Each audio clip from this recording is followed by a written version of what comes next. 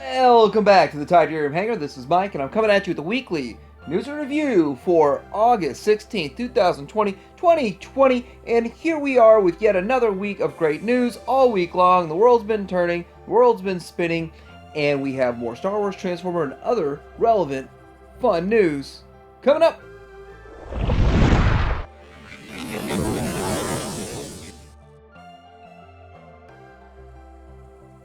So first off, I want to get started with a little game I like to play called What's at Show Z, and there's new pictures of the trailer for X Transbots right now. Sadly to say, nobody anywhere that I can find has a solid price on this, including Show Z, but $2 to pre-order it, and it's about time. Shows that you can actually fit a car in there, so that works. And all this time we're waiting, and they've got us a very nice battle mode so that you could put it in a battle. I'm not going to put this thing in a battle mode, in a battle scene. If it's not attached to my Motormaster, it's going to be Minosaur. And in fact, when I make it Minosaur, I don't know if I'm going to pull it out of Minosaur mode this decade. So get me the trailer, and all I care is it builds Minosaur. It's nice that they did this, but is it really worth it? Does anybody really want this? And for those of you still looking for a Masterpiece Optimus Prime, Magic Square has their clear, transparent version of their the Light of Freedom Masterpiece scaled version of Optimus Prime, and Shozi's got it on sale for $85. So that's not a bad price. It's a pretty solid mold, pretty good looking figure. If you want yours transparent, if you can't find a non-transparent one that has the regular colors, this might be for you. Okay, so next up, we've got Fans Toys FT10 LX Soft, but it's not actually going to get made by Fans Toys. It's going to be made by LX Soft. So this is a different company. It's, from my understanding, the first time Fans Toys is letting another company use their mold to make something, and they're only making it clear. They're making it clear that it's clear. Just like that Magic Square Optimus Prime I just spoke of. Now, I don't have a price on this yet. I don't know availability, who all's going to carry it. Is this new company going to do a multitude of things? Will they be doing other figures? I don't know. This is just something kind of cool that popped up. Now, the Phoenix, it's actually Phoenix LX. This Phoenix, it's a good mold. It's a great mold. And I don't think Fans Toys has any intention of reissuing it, because they've reissued it multiple times, and they put out the X version. They're moving on to new projects and still making use and making money off of this mold. Sort of makes sense, but it is clear. So next up, I want to talk about the price of this Dr. Egg. Now, last week I didn't have the price yet. I didn't even know that that little ship thing was the remote that activated it. So found out a lot of information right after I posted my news. But it's interesting that this thing's going to cost $175. And I pre-ordered mine a long time ago with Show Z. They didn't have a price, and they posted theirs, I think they posted theirs Monday, at $160. And still, $160 I feel is high. I thought this was going to be like a $80 to $100 item. Now, they put a lot of electronics in there and lights and the spinning head gimmick. That's probably why they're commanding such a high price for it. But for me, I was going to buy multiples. Now one is the most I'm going to get because the price, that's pretty expensive.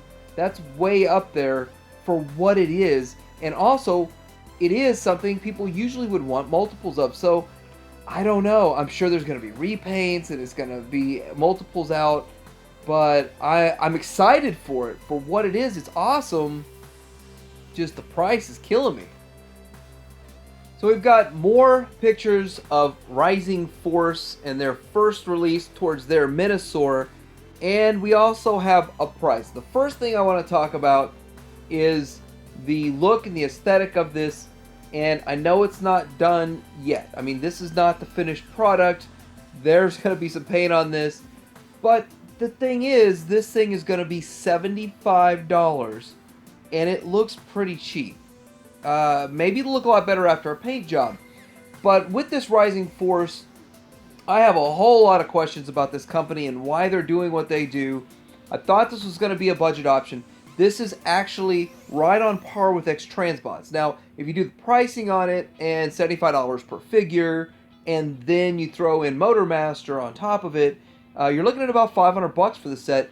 To me, 3 other companies that are already around for a long time, have a good reputation, and we already have almost completed those sets. They're competing with a lot and not at a good price point. Here's a look at their Motormaster, sort of, in the background, and you can tell they're going to be charging quite a bit for the Motormaster. Much bigger figure and much more bulky. I don't think it's a really bad looking set, but with 100% plastic and no die cast to it at all, and the price point, and it's a new company, and they haven't proven themselves yet, I don't know.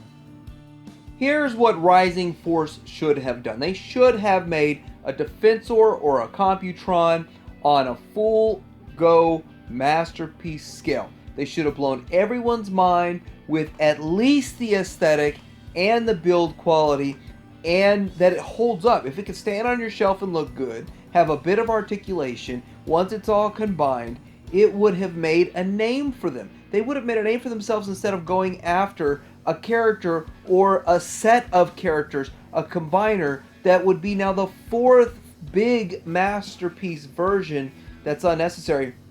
I really wish they would have gone this route. So we've seen some new pictures of the PS17 Pro Bus. This is the MMC fully all-in-one Bruticus. And the thing is that this Brawl looks really good. In fact, I would say probably the best looking of the set so far. I don't think this set is a bad set. I think it's very playable. It's sort of easy to transform, and all modes look pretty good. I don't think it hits it out of the park in any way, but it still looks pretty good. But I think this figure is the best of all of them, this Brawl, and I plan to pick it up. Now, I did kind of pass on the rest of them. I do have a Swindle, and I like the Swindle. I like what they've done with Swindle. He looks great in all his modes.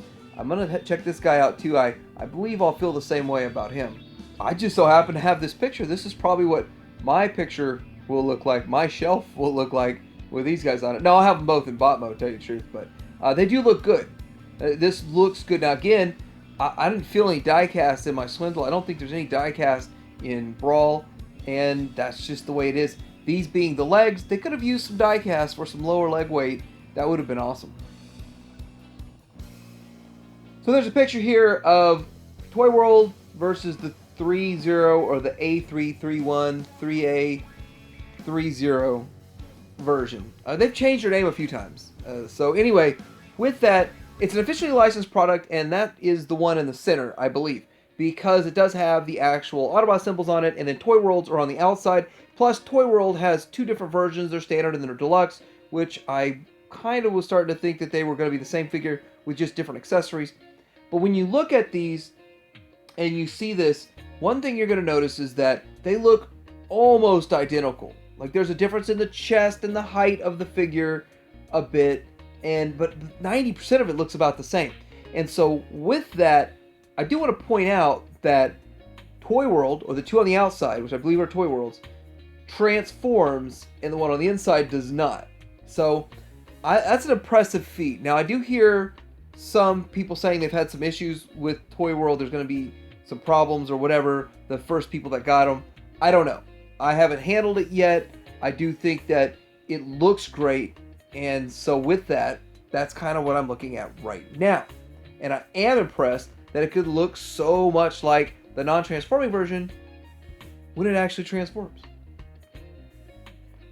So let's talk about a few Legends things that are going on right now. There's more pictures of the Mechanic Toys or McFan's Toys Mechanic Studio version of Flywheel. Well, that's Flywheel is their version of Trax, and I think it's a pretty good looking figure. And these are new pictures that I haven't seen yet, and so with that, you get to see a little bit more reality versus render pics that are out there.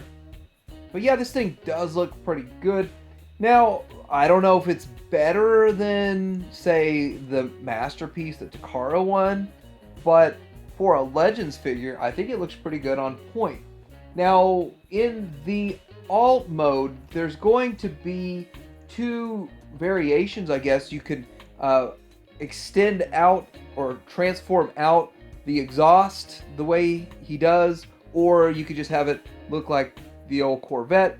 Either way, I think it looks good. Alt mode looks great. Just a killer alt mode, actually. And I gotta hand it, I like Mechanics Studio and McFan's Toys. So we got some new pictures of Magic Square's Soundwave, but this one has got the extra paint. And I know I talked about it, that I got the regular one and I reviewed the regular one, I love it. And then just literally the day after I received the other one, this metallic paint one comes out. So I had to pre-order the metallic paint one too. I think this is an excellent figure. He looks really good in all of the modes. I do think the back in the boombox mode isn't the greatest, but it's not the end of the world for me, and I'm not ever really going to see that. I'm not going to display him in that because it doesn't fit anywhere. It's a little bit too big for anything, really, for any display whatsoever, due to mass shifting and all that. So I think this is the one I want, though. I like the paint. I like the metallic paint. And I think that this is what's going to beat the New Age version, because New Age usually edges them out in paint presentation, and then Magic Square usually wins when it comes to the actual aesthetic of the figure and the design. I think Magic Square is learning their lesson, and they're going to win on both fronts. Starts to make me wonder, though. I got this Doomsday, their Megatron in the mail, and I'm going to test this theory. And the day I receive this, will there be a metallic repaint of Megatron? Is that going to post, and I'm going to have to pre-order that?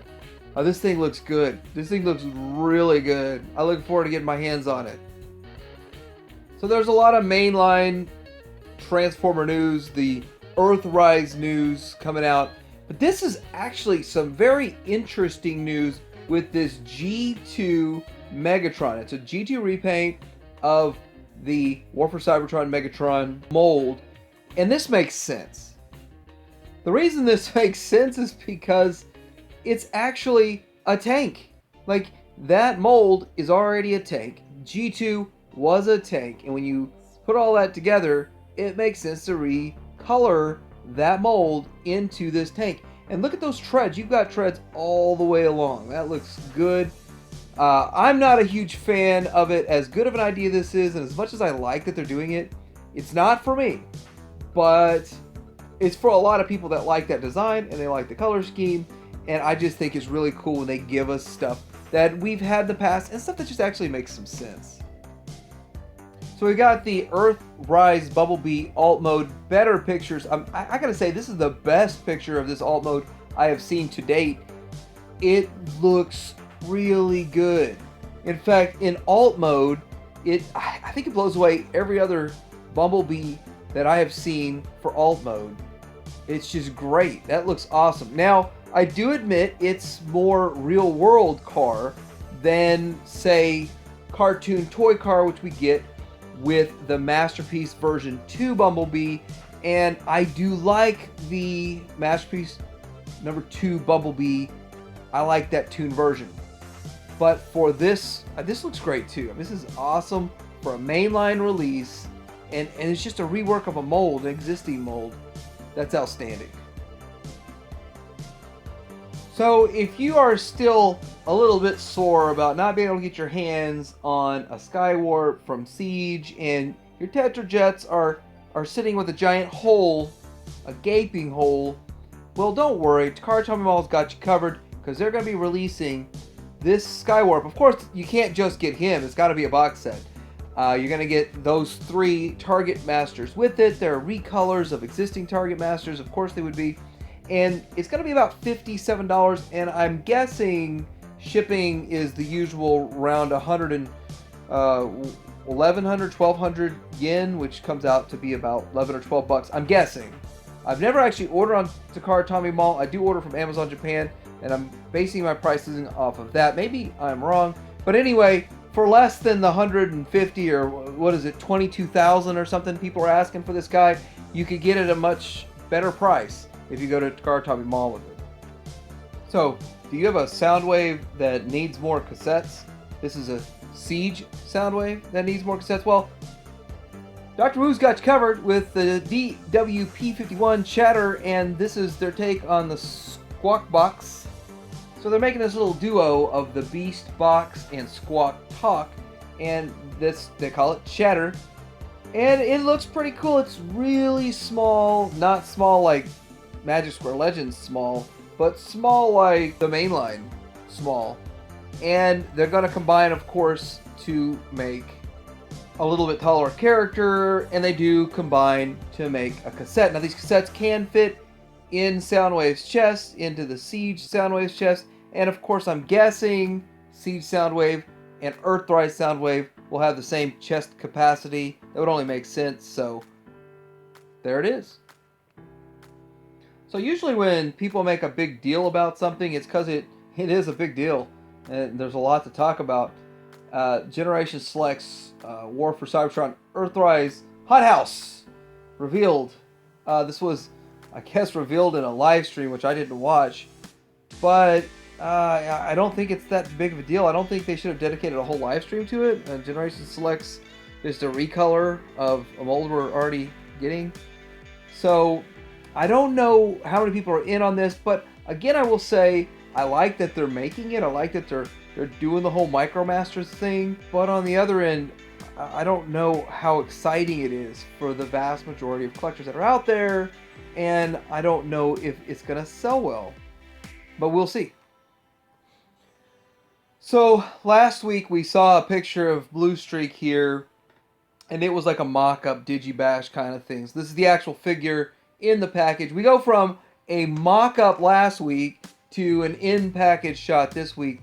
And if you can see, the head is correct, and as you can see, the chest is correct. Everything's correct on this guy. I think he looks pretty cool, and like I said, we're going to get probably every color in the rainbow of these guys, so don't be surprised. So we're getting an officially licensed Starscream statue by Azercy Studio Gray prototype, so it's in a prototype stage so far. No paint, no color. No price on this, no availability, but you do have some dimensions. This thing's going to be, see, 58 centimeters long by the width of 59 centimeters. Kind of seems more around to me. But the height of 79 centimeters, I'll plug 79 centimeters in, so it's about 31 inches. So 79 centimeters to 31 inches. So that's tall. That's a hop, skip, and a jump away from 3 feet tall. On a statue, so you know this is going to be expensive. I did see all of those collections of people who have statues, and it is kind of mind-blowing how big these statues are, and then of course how detailed, the amount of paint, and all of that. So if you're into this thing, keep an eye out for this Azercy Studio. So starting to see a lot of this Masters of the Universe stuff show up. I found this picture. I actually thought it was a store shelf. It looks like it's a couch. So anyway, they're showing up the whole Masters of the Universe Origins, and I guess it's getting made by Mattel, and I actually was behind the curve on this thing, and so now I think it's pretty cool. I think I'm going to pick some of these up, see what they're about. It looks interesting. I'm not a huge Masters of the Universe fan. I probably don't need to collect another line. But, you know, if a store shelf looked like this, it would look good. But you know what would make a store shelf look better? If the store shelves had this on it. It would look even better, wouldn't it? I mean, I saw this picture also. I thought, man, that's awesome. That really brings me back. It harkens me back to a time of excitement. But I never, ever in my life as a kid walked into any store that had that many Jetfires. I actually had to fly across the country to visit relatives, and I found one, luckily. And that was my plan the whole time. But, yeah, Jetfire was never on any of my store shelves when I went as a kid. And for those of you collecting G.I. Joe, the Classified Series Wave 2 is starting to show up at retail. It's actually showing up at Target so far that I've seen. That's where I found mine, and they look good. They look great. It's a pretty awesome line that they're putting together. I think that as the line progresses, it's going to get a little bit closer to what we saw in the classic or the vintage line. It's just the way it feels to me. Maybe I'm wrong, but that all stylization that they had going at first is going to kind of drift away, and we're going to get more classic designs as time goes on. Speaking of showing up at retail, we're starting to see the Plo Koon wave with the Kit Fisto, and then the Padawan Anakin, another Anakin, another Obi-Wan, and another droid. So this is showing up. If you have pre-ordered them, start looking for your pre-orders. It's funny that this shows up at retail and GameStops and stuff like that before Hasbro Pulse. And of course, Ezra Bridger showing up. I know I picked mine and my son's up at GameStop. So these are showing up. I assume the whole wave is showing up. I'm not 100% sure, but I do know this guy is showing up, which is kind of the only one that we still needed. And of course, Hasbro came through with the reissue in less than a year.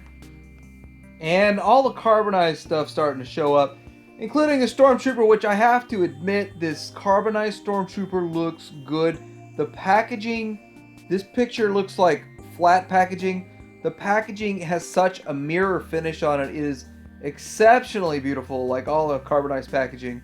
And for mint and package collectors like myself, this is really awesome.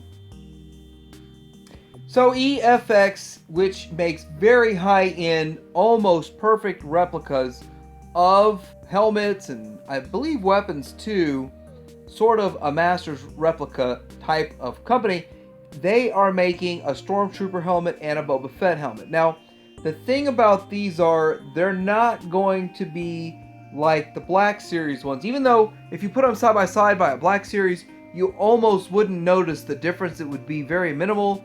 The quality is going to be a massive difference. And I know EFX always carries a high price point. These would be $400 each, my understanding, at least the Boba Fett one is. And so $400 for the helmet versus $100, or I think now they've upped the price to $120 for a helmet that you get with the Hasbro Black Series version. And they're so similar, aside from the fact that the material is going to be a whole lot better, a whole lot more high-end with EFX. That's a huge chunk of change, but they do look amazing. And Count Dooku lightsabers are arriving around the world, I assume, but I know they're arriving in my GameStop, and they actually had one out to handle and to feel, and this thing, the hilt is ultra chromed out. This picture does not do that hilt justice. I mean, they're trying to show the blades lighting up. That hilt is the epitome of chromed out. It's beautiful. It is an outstanding hilt. That lightsaber looks great. It's $215, which is a massive jump. Like the last round of lightsabers were $150. They started setting us up with $175, and now $215. The ultimates, which are supposed to be even better, are $300. But it's a nice looking lightsaber, and I know people are trying to get $700 out of the first run of this thing. Yeah, Star Wars news is a bit light this week, but it's been a bit light pretty much every week, except for 1 week, I guess. Let me know what you think about this week's weekly news and review. What else is out there that's really awesome that I missed, that I didn't pick up on, because I'd really like to know. Let me know in the comments below. Like, subscribe, and Tydirium Hanger out.